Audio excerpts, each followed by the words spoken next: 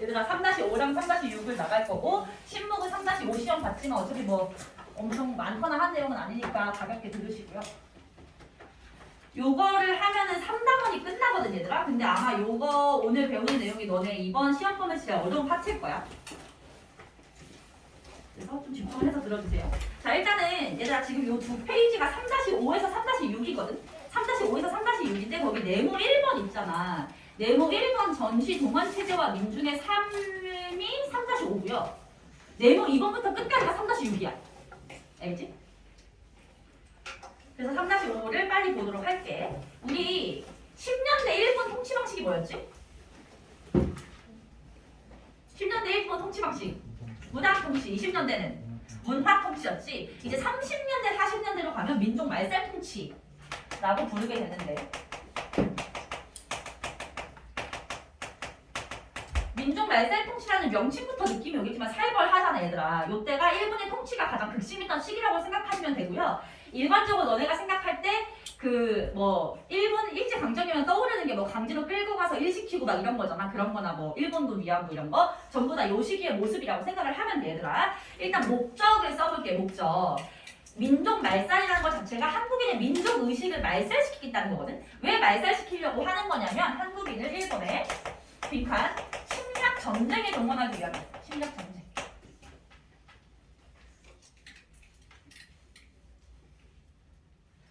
얘들아 일본의 침략 전쟁이 뭐뭐가 있었는지 써볼 건데 신목이랑 영서도 요거를 써. 왜냐면 지난 시험 범위지만 이 침략 전쟁에 기반해서 오늘 또 진도가 나갈 거기 때문에 침략 전쟁은 옆에 여백에다가 쓰세요. 만주사변 1931년 중일전쟁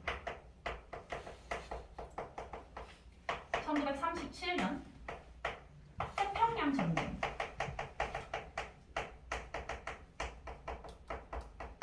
1941년 연도까지 외워버리는 게 좋을 수도 있어. 필수는 아닌데.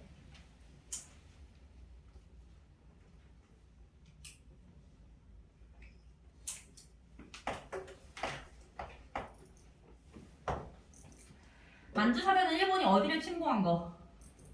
됐니? 만주를 침공한 거지. 한반도를 점령한 이후에 만주까지 침공을 해서 여기를 전부 다 장악을 했고 중일전쟁은 요 만주를 지나서 중국 본토를 일본이 공격을 한 거고 태평양 전쟁은 일본이 누구랑 전쟁한 거게? 태평양 건너서? 미국이랑 전쟁을 한 거야. 미국의 하와이 진주만을 일본이 기습 공격하면서 전쟁을 했고 너네 세계 2차 대전 하면은 떠오르는 사람 누구 있어? 2차 대전 히틀러? 그때 일본이 히틀러랑 같은 편이었다고 생각하면 돼. 그래서 이제 미국이랑 전쟁하는 거, 요 태평양 전쟁은 2차 대전의 일환으로 보시면 되고요. 이렇게 전쟁을 하는데 전쟁의 규모가 크잖아. 중국이나 미국이랑 싸우는 거. 그러니까 이제 그때 한국인들도 전쟁에 같이 동원을 시켜야 되는데 한국인이 나의 머릿속에 나는 한국인이고 일본이 겁나 싫고 막 이런 생각을 하고 있으면 당연히 제대로 안 싸울 테니까 민족의식을 말살시키려고 한다. 이게 민족 말살 통치의 목적이자 배경인 거야. 자 넘어가서 주장에 내선일체랑 일선 동조는 뜻 한번 써볼게요. 신목이랑 영서는 파랗으면 그냥 안 써도 돼. 내선일체, 내지 일본을 의미하는 내지와 조선은 일체 한 몸이다.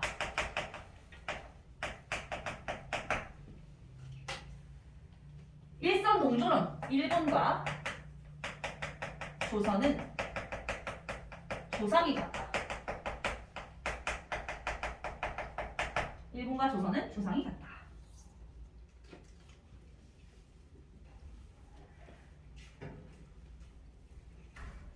이런 주장을 하면서 좀 들어오세요. 태윤이. 거기 재혁이 옆에 앉아. 재혁아 가방을 씌워줄래? 들고 태윤아 얼른 와서 이거 받아와. 프린트.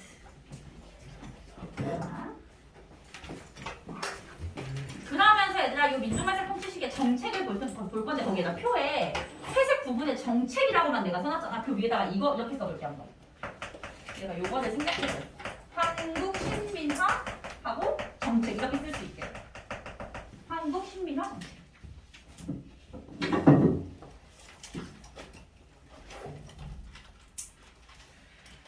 민족 말살 통치 시기에 일본의 정책을 한국 신민화 정책이라고 부르는데 한국 신민화할 때 황국은 황제 국가라는 뜻이고요. 천황국가. 일본은 자기네 왕을 천황이라고 부르니까 신민은 신하로서의 백성이 되라라는 뜻이야. 황제 국가에 신하로서의 백성이 되게끔 하는 정책인데 신하로서의 백성이라는 건 뜻을 생각해보면 되게 쉽지. 신하들은 왕이 죽으라고 사람을 보내면 거절할 수 있어?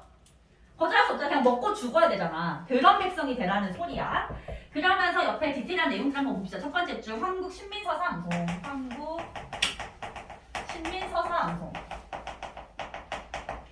어린아이들한테 아침마다 이제 일장일을 바라보면서 나는 한국 신민으로서 천황님을 위하여 모든 것을 다 바치겠다라고 암송하게 시키는 거지. 세뇌 작업이야. 그 다음 옆에 보시면 신사참배. 얘들아 이 한 줄은 빈칸 다 채우고 설명해줄게. 신사참배, 궁성요배, 창씨개명. 신사참배, 궁성요배, 창씨개명. 신사는 일본의 조상님을 신으로 하면서 이렇게 모셔놓은 절이거든. 일본의 조상신을 모신 절을 우리나라 남산에다가 세워놓고서 한국인들 가서 참배하게 시켰던 거. 일선동조론이랑 지금 맥락이 같은 거죠. 우리 조상을 너희 조상처럼 여겨라. 궁성요배는 너네 그런 얘기 들어봤지? 이슬람교 믿는 사람들은 하루에 한 번씩 메카가 있는 곳을 향해서 절을 한다. 똑같은 거야. 나 기도를 한단가? 절을 안 하나? 똑같은 거야. 하루에 한 번씩 일본의 왕이 있는 곳을 향해서 절을 해라. 창씨개명은 뭔지 다 알아야지 얘들아. 이름을 일본식으로 바꾸는 거 이런 것들 강의를 했고요. 두 번째 줄 우리말 사용이 완전히 금지되어서 조선일보나 동아일보 같은 한글신문 당연히 폐간되고요. 조선어학회 우리 3단 사에서 배웠지 얘들아. 조선어학회 한글 맞춤법 통일을 만들었던 그 단체는 탄압당해서 없어지게 됩니다. 독립운동에 대한 탄압을 강화하기 위해서 빈칸에 얘들아 이거 한번 써볼게. 좀 길지? 조선 사상범 예방 구금령.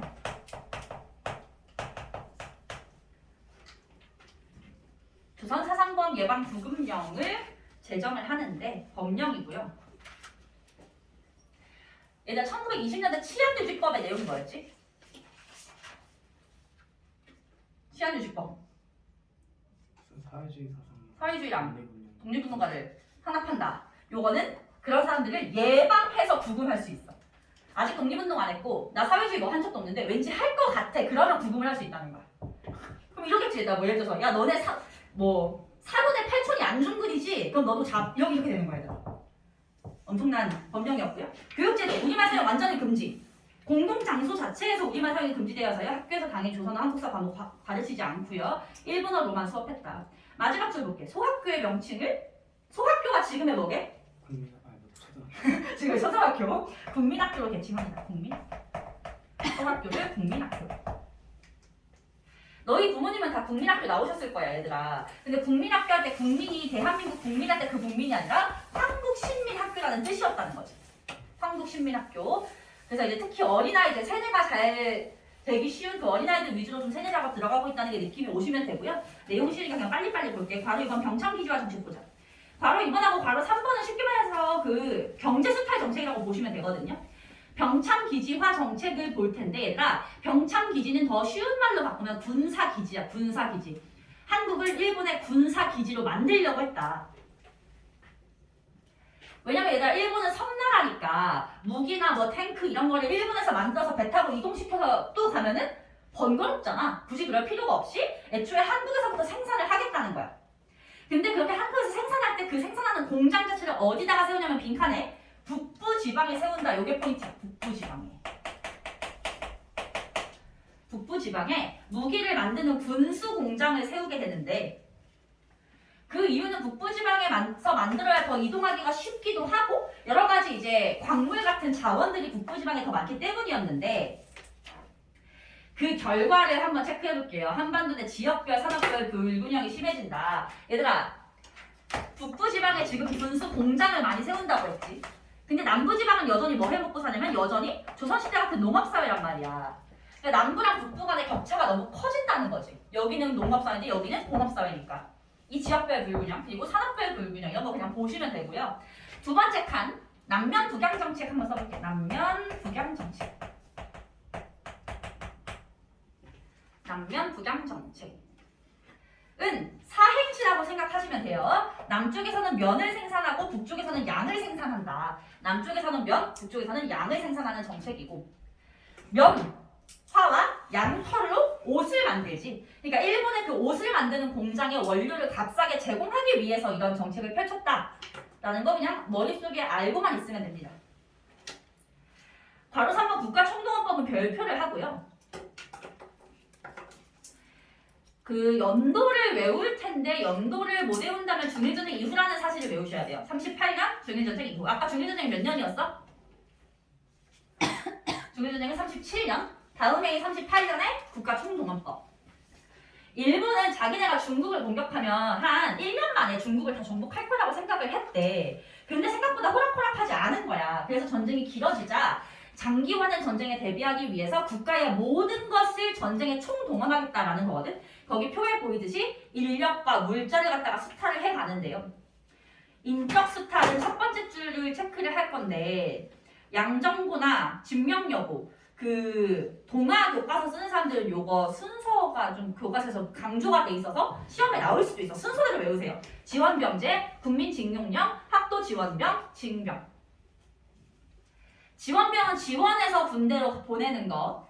그러니까 이제 너무 먹고 살 길이 없어서 돈을 받기 위해서 가는 사람도 있었겠죠. 징용은 노동력으로 끌고 가는 거. 강제로 끌고 가는 거 징용.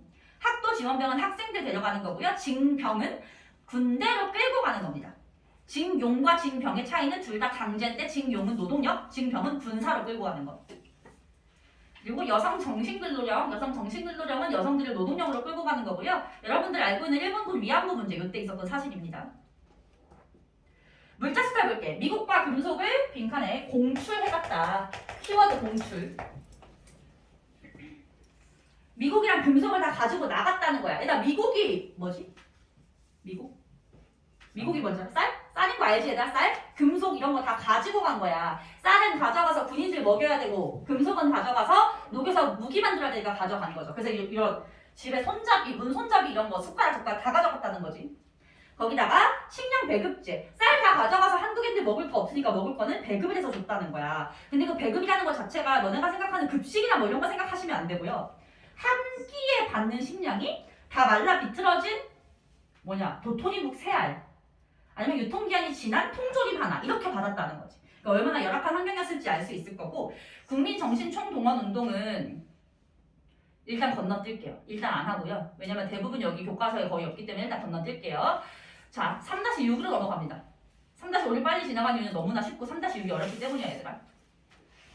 집중력을 3-6에서 다 쓰셔야 됩니다. 집중력.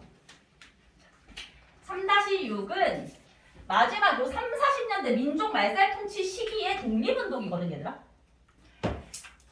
너네 중간고사 때 배웠던 거 다시 한번 떠올려봐. 1910년대 무당 통치 시기에는 국내에서 독립운동이 안 되니까 비밀결사를 조직했었고 대부분 국외에 나가서 독립운동 기지를 건설했지. 20년대 문화 통치 시기는 좀 풀어졌던 시기니까 다양한 형태의 민족운동이 나타났잖아. 근데 요 30-40년대 민족 말살 통치 시기에는 국내에서 독립운동이 가능했을까? 절대 불가능해. 민족의식을 말살시키려고 하는데 어떻게 독립운동을 하겠어? 불가능해. 그래서 오늘 배우는 건 전부 다 국외에서 나타나는 모습들을 배우게 될 거고 일본이 전쟁을 하잖아요. 아까 전쟁 순서대로 얘기해볼까? 무슨 사변? 만주 사변. 무슨 전쟁? 그 다음 중일전쟁 마지막? 태평양 전쟁. 누구랑 싸운 거? 태평양은?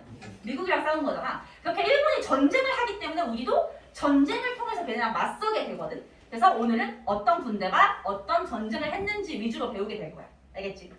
일단은 거기 보시면 네모 2번 자체가 만주에서의 항일투쟁이잖아. 만주에서 항일투쟁이 가장 먼저 나오게 되고요. 1930년대 초반 만주를 볼게요.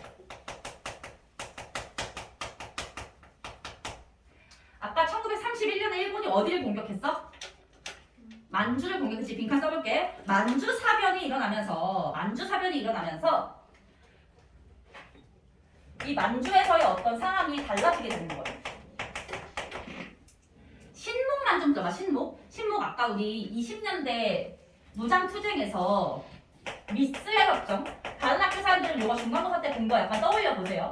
미스의 협정으로 만주에서 누구랑 누가 한 편이었어? 만주에서 중국이랑 일본이 한 편이 돼서 한국 독립군을 잡아들이는 상황이었지. 근데 만주 사변 이후에는 구도가 바뀌는 거야. 이제 얘네가 한 편이야, 다른 편이야? 다른 편이 되는 거잖아. 그러면서 일본이 혼자 고립되게 되고 중국은 누구랑 편을 먹겠니? 한국이랑 편을 먹는 거야 이제. 그래서 거기 보시면 이때 만주는 한중연합작전이라는 표현이 나와요. 한중연합작전. 요거 되게 중요해 얘들아. 왜 만주에서 한중연합작전이 벌어졌느냐 하면 그 배경은 만주사변입니다. 30년대 초반이라는 거 시기도 잘 구분하셔야 돼요. 30년대 초반 만주에서 한중연합작전이 일어나는데 그때 싸웠던 군대를 한번 보도록 할게. 첫 번째 북만주랑 남만주 이렇게 나눠서 봐야 되거든. 북만주에 있었던 군대는 한국 독립군입니다. 남만주에 있었던 군대는 조선혁명군이에요. 외우셔야 됩니다.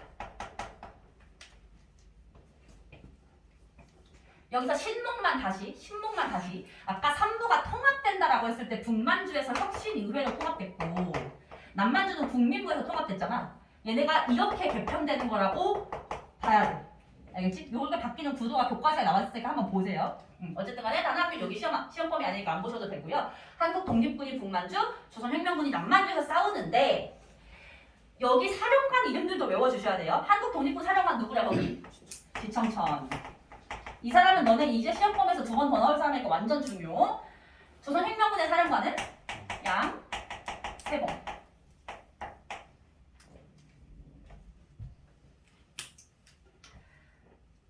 이렇게 해서 싸우는데 어떤 전투에서 이겼는지도 외워주셔야 돼요. 구분을 하셔야 됩니다. 한국 독립군이 싸워서 이겼던 전투는 쌍성고, 대전자령. 교과서에 따라서 사도하자 전투가 나와 있을 수도 있어 얘들아. 요거는 그냥 발보. 쌤 기억에 미래엔이랑 비상이 나와 있었던 것 같아. 조선혁명군은 영릉과 흥경성 전투.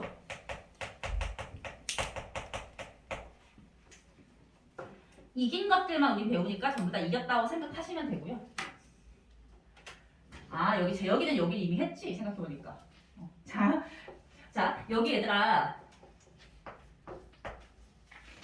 요 파트가 학교마다 교과서 내용이 다 범벅이어서 막 또 이따가 했던 거 나온 사람도 있을 수 있어. 그냥 가볍게 들으세요.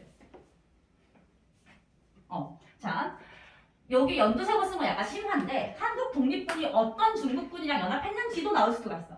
중국의 호로군과 같이 싸웠고요. 조선유용군은 중국의 의용군과 같이 싸웠어요. 연두색은 심합니다.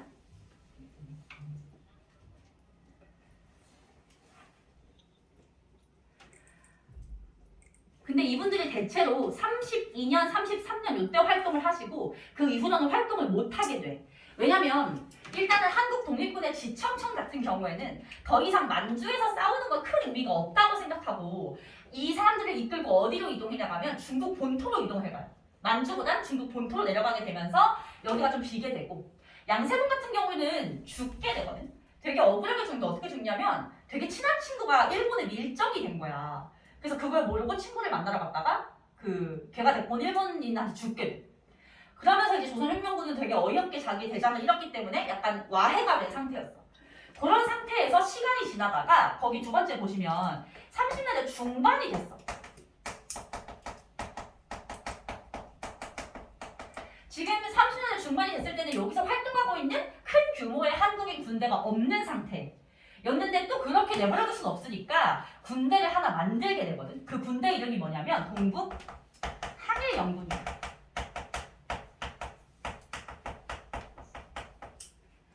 근데 이 동북 항일연군은 우리가 만든 군대가 아니고 중국에서 만든 군대란 말이야. 중국 공산당에서 만든 군대입니다. 혹시 중국 공산당 하면 떠오르는 인물 있나요? 마오쩌둥. 마오쩌둥이 만든 군대야. 근데 이때 만주에서 어쨌든 간에 이렇게 흩어져 다니는 한국인 군인들이 있으니까 걔네들을 끼워준 거야. 그래서 이 중국 공산당이 만든 군대에 이제 한국인들이 껴서 같이 활동을 하게 되는 거지.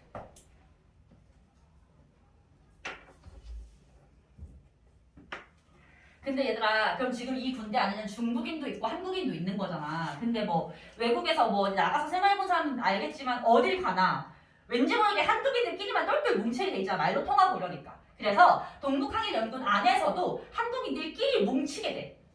그 군대가 아래 나와 있는 조국 광복회예요. 조국 광복회. 이거 두 개는 연결성이 있는 애들이라고 봐야 돼. 동북항일 연군 내의 한국인들끼리 뭉쳐서 만든 게 조국 광복회야.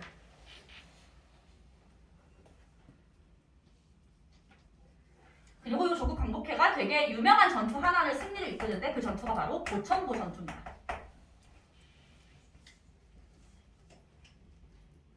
이 보천보 전투에서 조국 광복회가 승리를 하는데 보천보 전투는 참고로 국내에 들어가서 싸워서 이긴 전투인데 이 전투에서 이기면서 되게 젊은 독립운동가 한 명이 뜬금없이 되게 유명해지게 되거든. 그 사람이 바로 김일성이야. 김일성이 계속해서 독립운동을 했던 사람입니다. 자, 근데 요거 이후로는 더 이상 만주에서는 아무런 활동도 없어. 왜냐면 아까 1937년에 무슨 전쟁이 터졌게? 중일 전쟁이 터졌지. 그럼 이제 모든 병력이 다 어디로 쏠리냐면 중국 본토로 쏠리는 거야. 만주는 중국에서 그렇게 중요한 지역은 아니다 보니까 여기에 병력을 다 중국 본토로 가져가게 되면서 딱 중반까지만 여기서 활동을 한다. 만주는. 오케이? 그러면 이제 괄호 3번에 중국 관내에서의 한일 투쟁을 볼 텐데 여기다 봐봐. 여기가 만주잖아. 여기가 우리가 흔히 생각하는 중국 본토지. 너네가 중국 하면 떠오르는 뭐 베이징이나 상하이 전부 다 여기 있잖아. 앞으로는 중국 본토라는 표현을 어려운 말로 중국 관내라고 부를 거야. 알겠지? 그래서 여기 보시면 중국 관내라고 하면 우리가 흔히 생각하는 중국, 만주가 아닌 중국이라고 생각을 하면 돼. 중국 관내에서의 한일 투쟁을 볼 텐데 중국 관내에서 만들어진 한국인 정치단체가 하나 있거든. 거기 큰 1번에 민족혁명당이라는 단체고요. 민족혁명당. 얘는 큰 표 전체를 별표로 하세요. 엄청 중요합니다.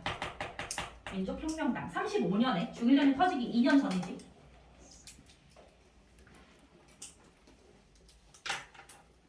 근데 구성에 보시면 의열단을 중심으로 해서 만들어진대. 의열단이 뭐 했던 단체야?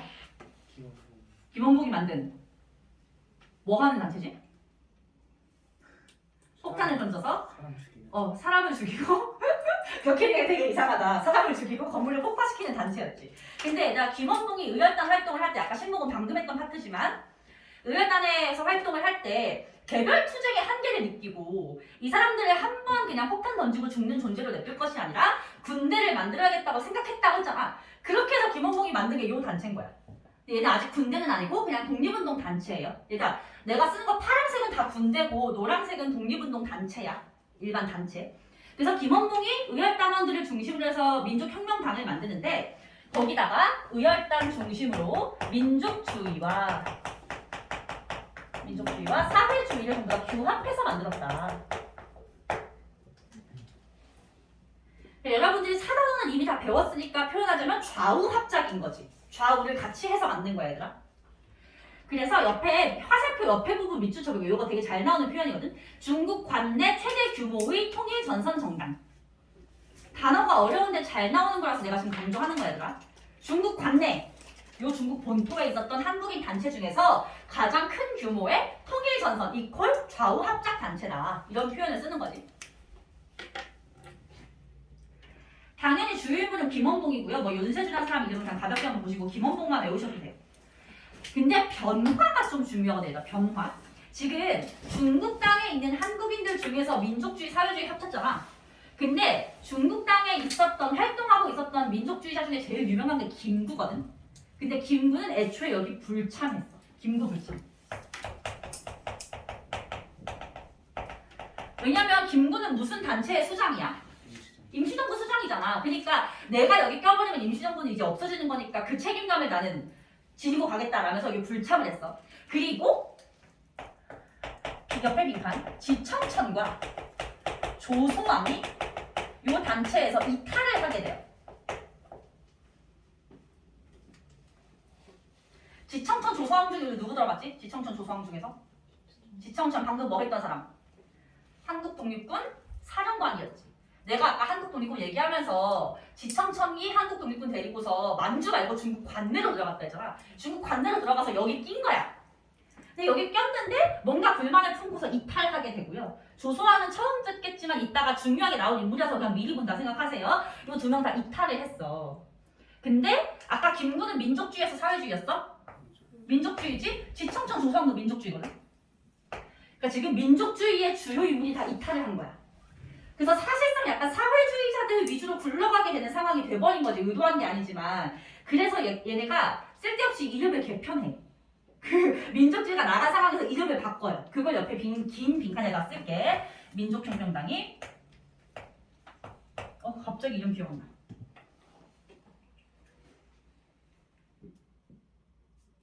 이름 기억이 안 난다. 책 있는 사람 없지? 영석 거 빨리 가야겠다. 미안합니다. 갑자기 기억났어. 바다가. 조선민족전선연맹. 자, 쓰세요. 조선민족전선연맹.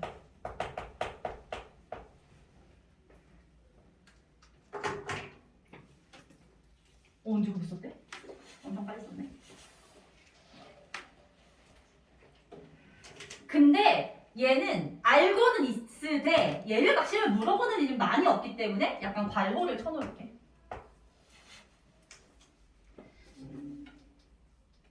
지금 얘들 이렇게 개편이 된 상태지. 지금 좌우 합작이었는데 우리 때 민족주의자가 빠져나가면서 약간 사회주의자 계열로 남아서 개편을 한 상태였는데 요때 중일전쟁이 터져.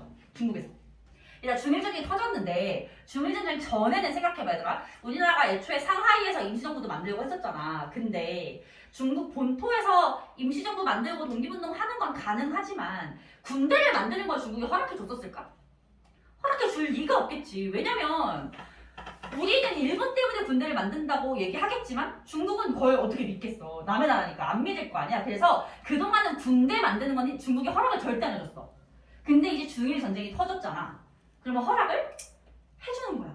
왜냐면 그렇게 해서라도 일본을 몰아내야 되니까. 힘을 모아야 되니까. 그래서 중일전쟁 터지면서부터 우리가 중국 땅에서 군대를 만들게 되거든.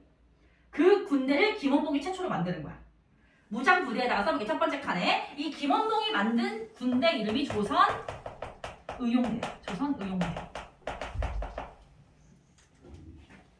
엄청 중요하고요. 얘도 연도 보시면 1938년이거든. 중일전쟁 이후에 만들어졌다는 거 반드시 기억해야 돼. 반드시. 조선의용대 완전 중요. 지금 파란색 이거 민족혁명장의 세트야. 이렇게 세트. 민족혁명당의 군대. 근데 여기서 너네가 기억해야 될 내용 중에 하나가 중국 국민당 정부의 지원을 받았다 라는 점이야. 중국 국민당 정부의 지원을 받았다. 왜냐면 당연히 중국에서 허락을 해줘야 되는 거니까. 사회주의인데 민족주의 세력한테 지원을 받나요? 국민당? 그런 거는 안 가리던 시점이야 이때. 왜냐면 일본을 몰아내는 게 우선이라서. 근데 얘들아, 중국 국민당 정부랑 같이 싸우는데 전쟁을 할 때 항상 중국 군대랑 붙어서 다니는 거거든. 근데 중국 군대가 되게 치열하고 격렬하고 결정적인 전투에서 우리나라 사람들한테 권한을 줬을까? 그럴 리가 없겠지. 우리나라 사람들을 믿을 수가 없기 때문에 걔네 입장에서는 되게 쓸데기 없는 것만 하게 만드는 거야. 예를 들면 뭐 일본인 포로가 잡혔을 때 포로 신문하는 거, 암호 같은 거 있으면 암호 해독하는 거 이런 것만 시키는 거야. 근데 이 사람들 의열단원이잖아. 의열단원도 얼마나 잘 싸우는지 너네 알잖아. 그치? 그 잘 싸우는 의열단원들이 훈련을 거듭해가지고 군대를 만들었는데 고작 암호 해독이나 포로 신문 같은 것만 하고 있으니까 상당히 불만이 컸던 거야. 그러면서 그 불만 때문에 조선의용대에 변화가 생기게 되거든. 그게 두 번째 줄 봐봐. 1940년대 초에 조선의용대 일부가 이동을 해가요. 난 더 이상 여기서 활동하기 싫다면서. 어디로 이동해가냐면 화북지대로, 화북지역으로 이동해가거든.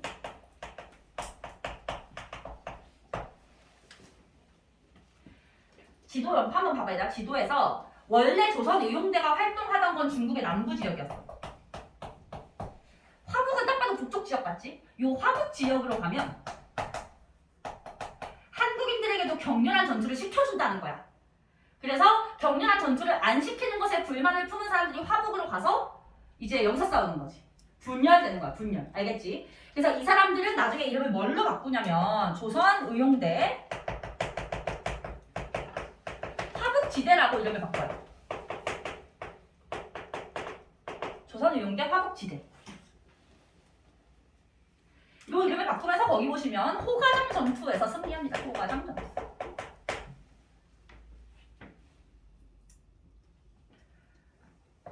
근데 모두가 이동한 건 아니잖아. 이동해가지 않은 나머지 나머지에는 김원봉이 포함이 되어 있는데 이 나머지와 김원봉은 나중에 임시정부에 합류를 합니다. 그래서 이 사람들이 임시정부에 합류하는 것은 임시정부 할 때 보게 될 거예요.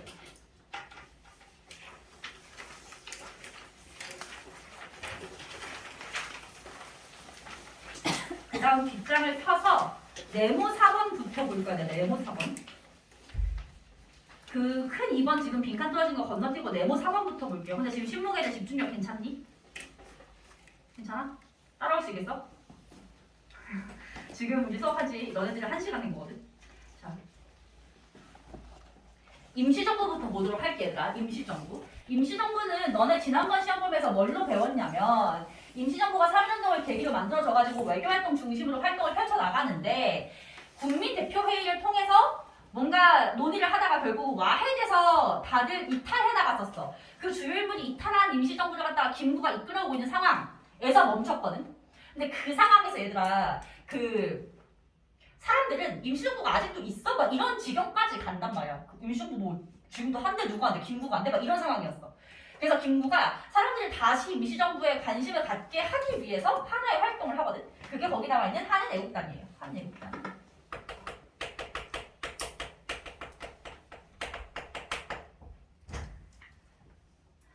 한은애국단 같은 경우에는 진명이랑 양정은 이미 시험에 본 파트야 얘들아. 그냥 가볍게 들으세요.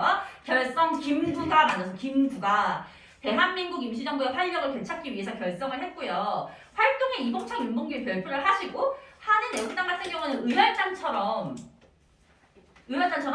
그 의거 활동을 하는 단체야 얘들아. 주요 인물을 암살하거나 주요 기관을 폭파하거나. 근데 쌤이 그때 말했듯이 의열단 같은 경우는 누가 어디에 폭탄 던졌는지 외울 필요가 없지만 얘는 완벽하게 외워야 돼. 이봉창, 윤봉길 두 명이고요. 공모 브라더스. 이봉창은 도쿄에서 일본 왕에게 폭탄을 투척했어. 도쿄에서 일본 왕에게. 실패하긴 합니다. 뒷마차에 와서 실패하긴 하지만 되게 큰 사건이잖아 얘들아. 일본의 왕을 죽이겠다고 지금 나섰으니까. 그래서 이 사건이 되게 전 세계로 대서특필이 되는데 그 중에서 얘들아 상하이에